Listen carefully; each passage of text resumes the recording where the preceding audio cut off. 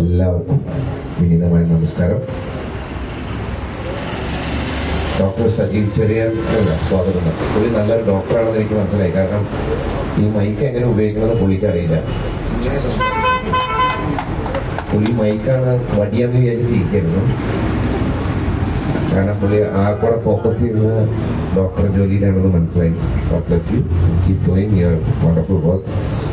ഇനിയിപ്പോൾ നീ പറഞ്ഞ അത് എങ്ങനെ വെച്ചാൽ ഞാൻ കഴിഞ്ഞ് കഴിഞ്ഞാൽ നേരെ വീട്ടിൽ ഫ്രിഡ്ജ് ഉണ്ട്, അത് കയറിയിരിക്കും.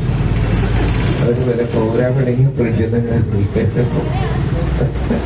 അങ്ങനെയൊന്നുമില്ല. എൻ്റെ നമ്മൾ സാധാരണ ജീവിതം മാത്രമേ ഉള്ളൂ. കുറെ ടെൻഷൻ അടിച്ചു കഴിഞ്ഞാൽ പ്രായം കുറയുന്ന തോന്നുന്നു. നടക്കില്ല.